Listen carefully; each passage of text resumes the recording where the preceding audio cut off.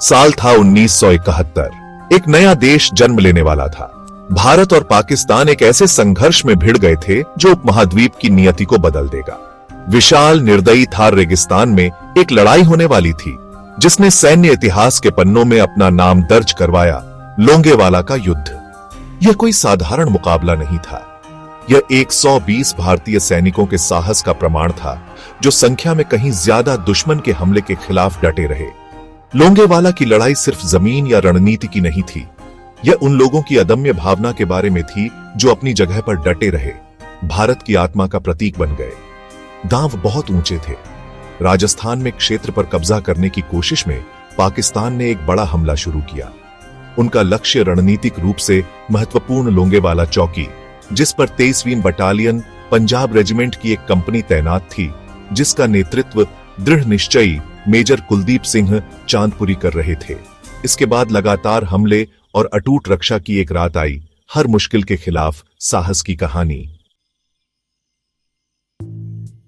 4 दिसंबर 1971 की रात को थार रेगिस्तान के वीरान विस्तार में आ रहे टैंकों की भयानक आवाज गूंज रही थी। पाकिस्तानी सेना अपनी बड़ी संख्या और मारक क्षमता पर भरोसा करते हुए आगे बढ़ रही थी। उनका उद्देश्य लोंगेवाला चौकी पर कब्जा करना और भारतीय क्षेत्र में गहरी पैठ बनाने का रास्ता साफ करना। दुश्मन सेना दुर्जय थी, जिसमें 2 पैदल सेना बटालियनें थीं, जो शक्तिशाली पैटर्न टैंकों से लैस एक टैंक रेजिमेंट द्वारा समर्थित थीं। तारों की छतरी के नीचे आमतौर पर शांत रहने वाला शुष्क परिदृश्य युद्ध का मैदान बनने वाला था। पाकिस्तानी रणनीति स्पष्ट थी। लोंगेवाला में कम संख्या में मौजूद भारतीय रक्षकों को तेजी से खत्म करना और फिर रणनीतिक रूप से महत्वपूर्ण शहर जैसलमेर पर कब्जा करने के लिए तेजी से आगे बढ़ना। उनका मानना था कि अचानक हमला उनकी बेहतर मारक क्षमता के साथ एक तेज और निर्णायक जीत की गारंटी देगा। उन्हें कम ही पता था कि वे एक ऐसी ताकत का सामना करने वाले थे जो रेगिस्तान की तरह ही अडिग थी। लोंगेवाला में भारतीय सैनिक हालांकि संख्या में कम थे, लेकिन आसानी से नहीं डरने वाले थे। वे अपनी जान देकर अपनी चौकी की रक्षा करने के लिए तैयार थे। पाकिस्तानी तोपखाने की गड़गड़ाहट ने रेगिस्तान की रात के सन्नाटे को तोड़ दिया। हमले की शुरुआत की घोषणा करते हुए मेजर कुलदीप सिंह चांदपुरी की कमान में संख्या और हथियारों में कम लोंगेवाला के भारतीय सैनिकों ने दुश्मन के हमले के लिए खुद को तैयार किया। स्थिति गंभीर थी। पाकिस्तानी कवच और पैदल सेना की ताकत के खिलाफ मेजर चांदपुरी के पास केवल 120 लोगों की उनकी कंपनी, मुट्ठी भर टैंक रोधी रिकॉइललेस राइफलें और उनका अटूट दृढ़ संकल्प था। पाकिस्तानी हमला लगातार जारी था। पैदल सेना की लहर दर लहर भारतीय ठिकानों की ओर बढ़ी। गोलियों की बौछार और भारतीय रिकॉइललेस राइफलों की गर्जना से उनका सामना हुआ। प्रत्येक भारतीय सैनिक ने शेर के दिल से लड़ाई लड़ी, भारी बाधाओं के खिलाफ अपनी जमीन पर डटे रहे। फटते हुए गोले और ट्रेसर गोलियों की चमक से जगमगाती चौकी प्रतिरोध का अखाड़ा बन गई। एक करिश्माई और निडर नेता मेजर चांदपुरी ने अपने आदमियों को प्रेरक शब्दों से उत्साहित किया। उनसे अपनी मातृभूमि के हर इंच के लिए लड़ने का आग्रह किया। उनका साहस संक्रामक था। उनके सैनिकों का मनोबल बढ़ा रहा था, जो आखिरी आदमी तक लड़ने के लिए दृढ़ थे। भाग 4। रेगिस्तान एक किला बन गया।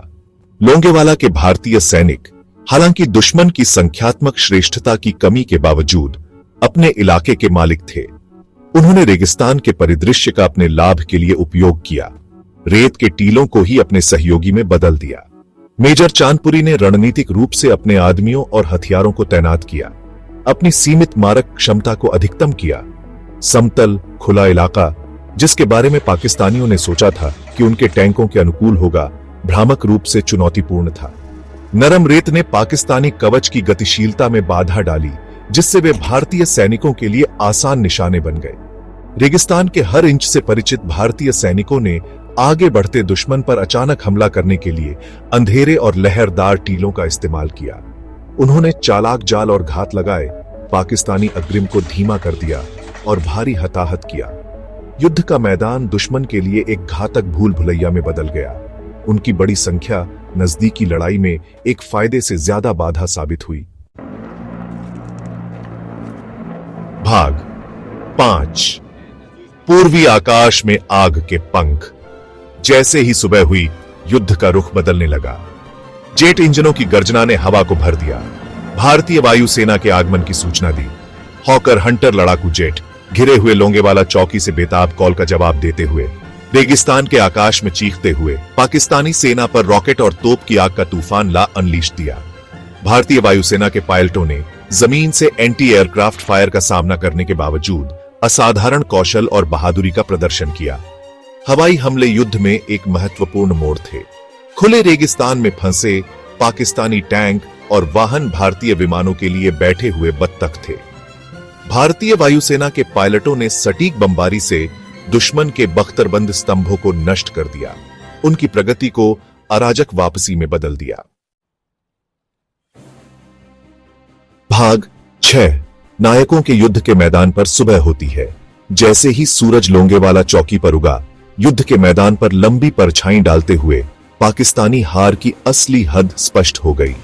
रेगिस्तान का परिदृश्य टैंकों और वाहनों के सुलगते मलबे से अटा पड़ा था, जो युद्ध की भयंकरता का प्रमाण था। दुश्मन हतोत्साहित और पराजित पूरी तरह से पीछे हट रहा था, सैकड़ों हताहतों और छोड़े गए उपकरणों का निशान छोड़कर। लोंगेवाला की लड़ाई भारतीय सेना के लिए एक शानदार जीत थी, मेजर चांदपुरी और उनके आदमियों के साहस और दृढ़ संकल्प का प्रमाण। उन्होंने अटूट बहादुरी के साथ भारी बाधाओं का सामना किया था, रात भर अपनी जमीन पर डटे रहे और दुश्मन पर करारी हार दी। उनकी जीत न केवल एक सैन्य सफलता थी, बल्कि भारत के लचीलेपन और उसके सैनिकों की भावना का प्रतीक थी। भाग 7 लोंगेवाला, भारतीय साहस का प्रमाण। लोंगेवाला की लड़ाई साहस, दृढ़ संकल्प और सामरिक प्रतिभा का एक शानदार उदाहरण है। अदम्य मेजर कुलदीप सिंह चांदपुरी के नेतृत्व में कम संख्या में भारतीय सैनिकों ने असाधारण बहादुरी का प्रदर्शन किया, एक बहुत बड़ी दुश्मन सेना को खदेड़ दिया और सैन्य इतिहास के इतिहास में अपना नाम दर्ज करवाया। उनकी जीत उनके प्रशिक्षण, उनके साथी भाव और उनके उद्देश्य में उनके अटूट विश्वास का प्रमाण थी। लोंगेवाला की लड़ाई केवल एक सैन्य जुड़ाव से कहीं अधिक थी। यह भारत के संकल्प का प्रतीक था। इसने दुनिया को भारतीय सैनिक के साहस और दृढ़ संकल्प का प्रदर्शन किया, जो अपनी मातृभूमि की रक्षा के लिए किसी भी बाधा का सामना करने को तैयार था। यह लड़ाई प्रेरणा की कहानी बन गई, एक ऐसी कहानी जो आज भी सुनाई और दोहराई जाती है, हर भारतीय को अपने सशस्त्र बलों की वीरता और बलिदान की याद दिलाती है।